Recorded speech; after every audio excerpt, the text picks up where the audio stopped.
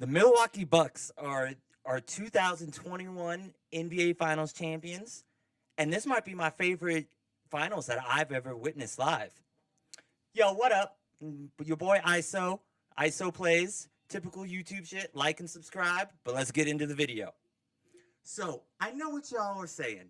Yo, that's very hyperbolic to say the Bucks versus Suns is your favorite finals that you've ever seen. Like, you have not seen LeBron or the Warriors. And now, this is what I'm saying. I've been a fan of the NBA since 2011, back when the Mavericks won.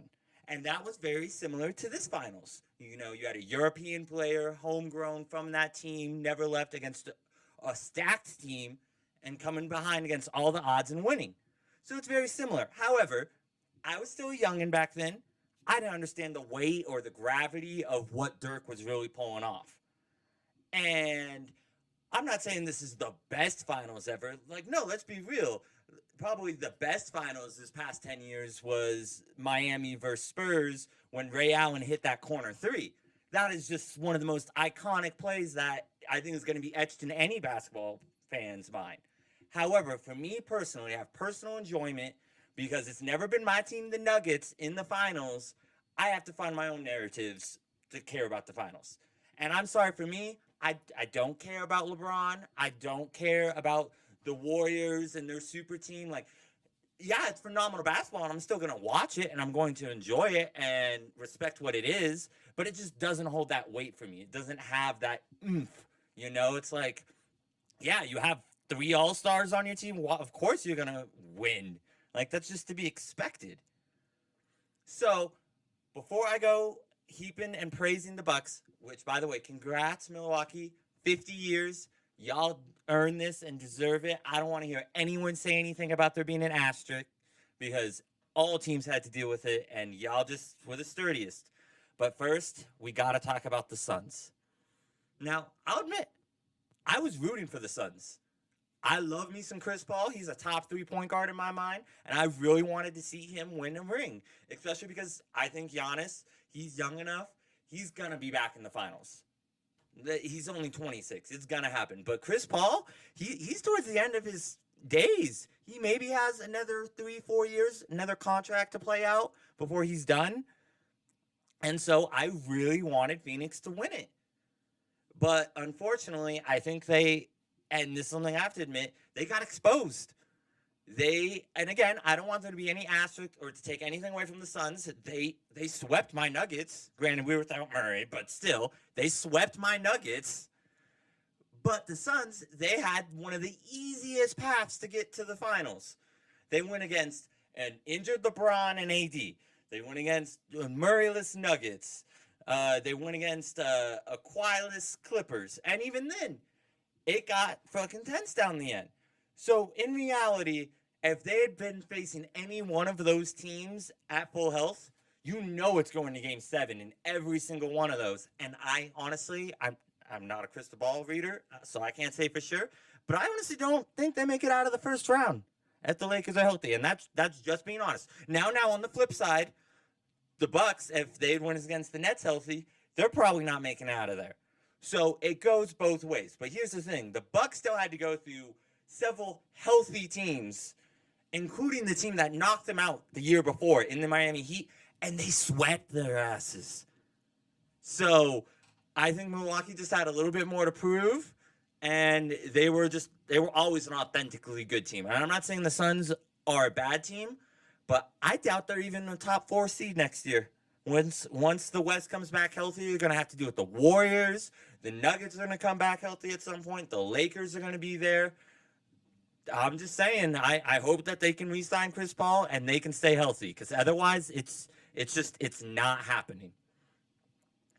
So that's all I got to really say about the Suns. I'm sorry. Y'all had some good heart, but I think this was your one and only chance. Unless you do some crazy shit in the offseason, I just don't see it happening, Phoenix fans. Suns and 4 guy, I hope you made your money, because you're like that chick who starts an OnlyFans and gets like 100 fans, and it's like, oh yeah, this is my career, and then it just falls off. You're done. I'm sorry. So back to the Bucks. So where do I begin? Well, of course, with, in my opinion, the now greatest player currently in the league, Giannis, the Greek freak. The man that I've slandered before and doubted. And real quick, I just have to say it's really funny how James Harden, threw all that shade at him and said how he has no skill or anything. Yet Giannis now has 2 MVPs, a Defensive Player of the Year, Most Improved, and a championship with a Finals MVP. Compared to James Harden, who's so skilled, who hasn't even been to the Finals. No, that's a lie. He did make it with the Thunder coming off the bench way back in the day, but I don't really count that. He wasn't a catalyst. He was a part of it, but not really. Anyways, Giannis proved everyone wrong. Everyone thought he couldn't shoot. He comes out and he hits, 15 of 17 free throws in the clinching game. I heard apparently there was a bar in Milwaukee who they offered a deal for a free shot for every free throw that Giannis made. That means they had to give out 15 free shots to every person in that bar. I just think that's beautiful, and I wish I had been there. And real quick, let's also touch on that.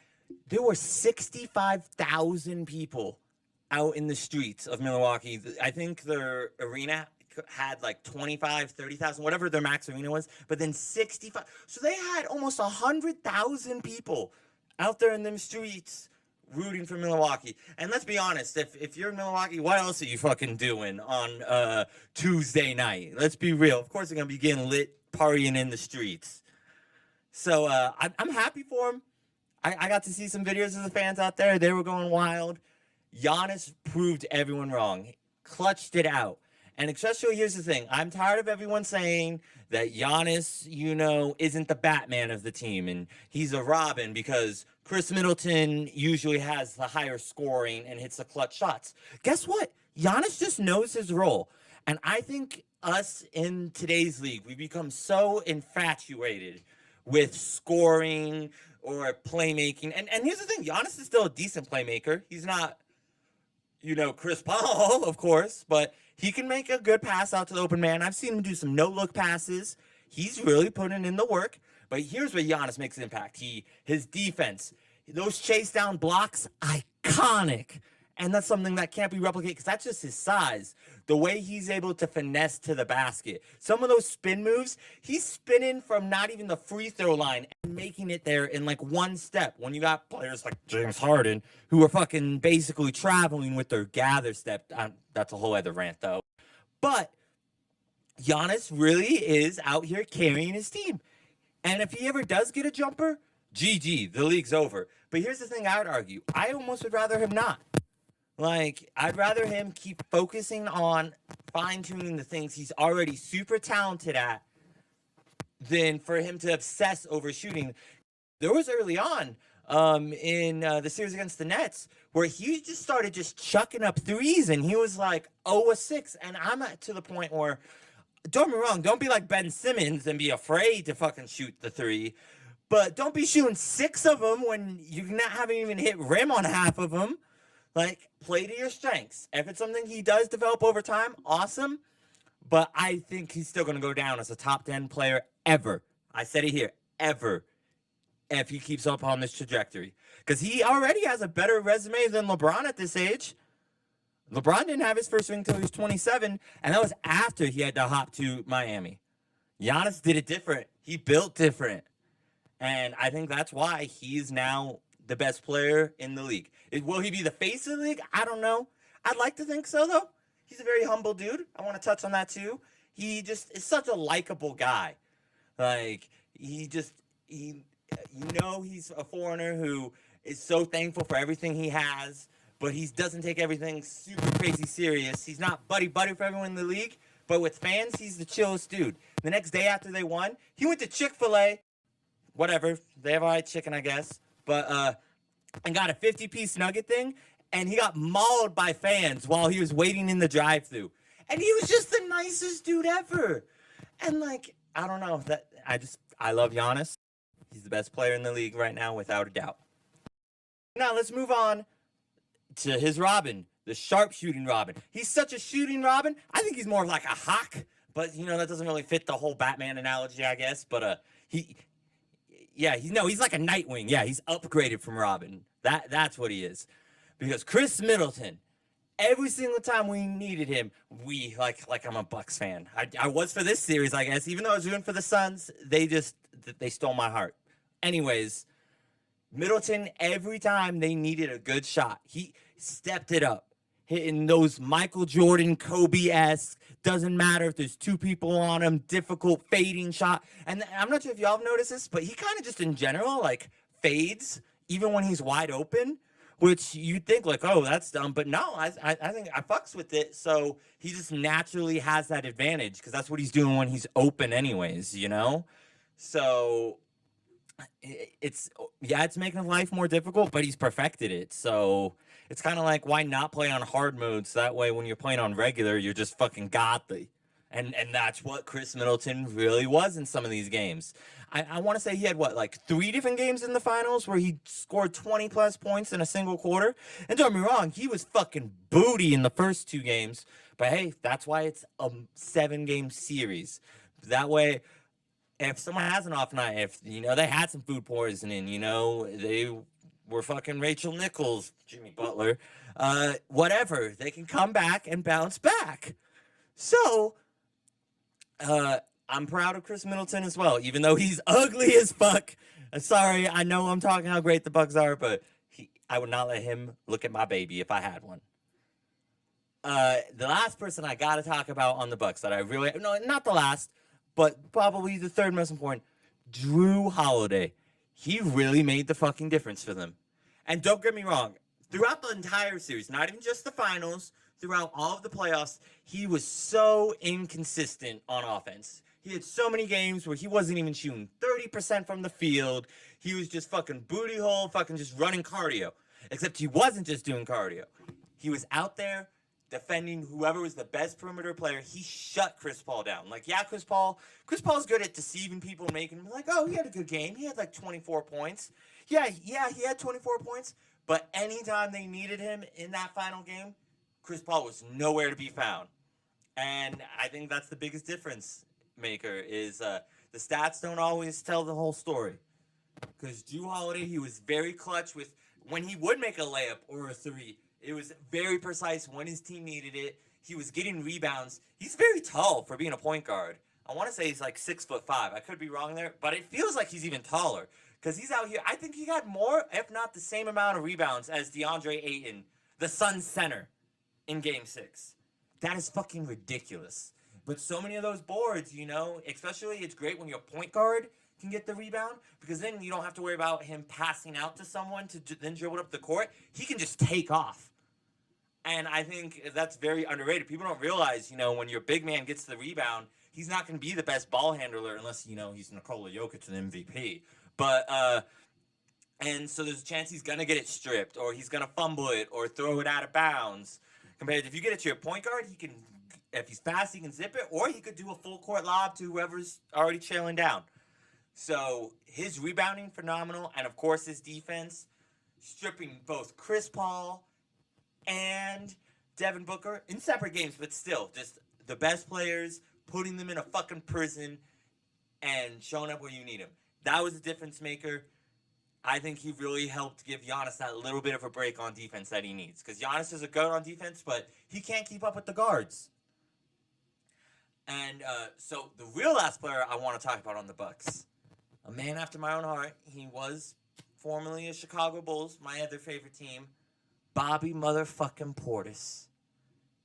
Motherfucker looks like a supervillain pretending to be a basketball player with that goatee and his crazy eyes. His eyes terrify me. If I were walking down the street and Bobby Portis bumped into me, I'd apologize. Like, not even that he's fucking giant, which he also is. He just has those crazy eyes. But also, he seems like he's a very nice dude. And he hardly played in the beginning of the playoffs. You wouldn't even realize he was on the Bucks. But Budenholzer, when he needed him to come and step it up, when Brook Lopez was fucking getting bodied and Giannis needed some rest and they need a big body, Portis came up, gave them that energy, hit some crazy threes that his form is ugly as hell, but they went in. And so I'm just so happy for him. Because I remember, I want to say it was on the Bulls, he got in trouble for, like, punching his teammate or something. Like, he got in a fight in practice or whatever, and then I was like, oh, great, this dude, his career is done. And nope, it goes to show, if you fucking humble yourself and work on your craft, it's not over in the league. As long as you have that talent and you don't murder someone. Don't murder people. But yeah, so that was the last player on the Bucks. Now, here's the one thing, and I know people were joking about this, but it's also kind of very true. People were saying, man, is it really a good thing if the Bucks win this championship? Because there's no way Mike Budenholzer is going to get fired. Budenholzer is the coach, if y'all didn't know. And yeah, it's funny, but also I get what they're saying, because there were times in this playoffs where Coach Bud's lack of adjustment in games almost cost them some series. Back when Kevin Durant almost single-handedly carried the Nets without Kyrie and with half of James Harden, literally 2 inches away from fucking beating them in Game 7, it would have been on Coach Bud for not doing enough adjustments. He definitely did more, especially in these finals. Like I said, I have to give him credit for throwing Bobby Portis out there, even though he hadn't been playing at all. And that's risky. People don't realize when you have a player who wasn't in any of your series beforehand and it's the finals, do or die, to just be like, hey, I know I didn't have any faith in you before, but now I have all the faith in you. Like, that's a risky move. And he did it. So I'm going to give him credit for that. But I will say, I think he's a good coach, not a great coach. And to build a dynasty, you need a great coach. So we'll see. He's definitely saved his ass for at least the next year. But we'll see how the Bucks come back next year. Especially, again, the league's going to hopefully, fingers crossed, be a lot healthier. And then it'll be the real test. But also, I'm going to be honest, if the Bucks can't be a fully healthy super team Nets, I'm not going to put that on the fucking Bucks. I'm just going to put on that I hope fans truly realize how we were blessed to have a finals with actual parity where every single game you didn't know who was going to win and it wasn't obvious. And if a team went up by 16 and you turned it off, you were a dumbass compared to before. Like, yep, that's just the standard. So yeah, I'm sad the NBA season's over, but I'm really excited for the next one. Happy 2021, y'all. This is EYESO Plays. Have a beautiful day. Love y'all. Woo! Cool.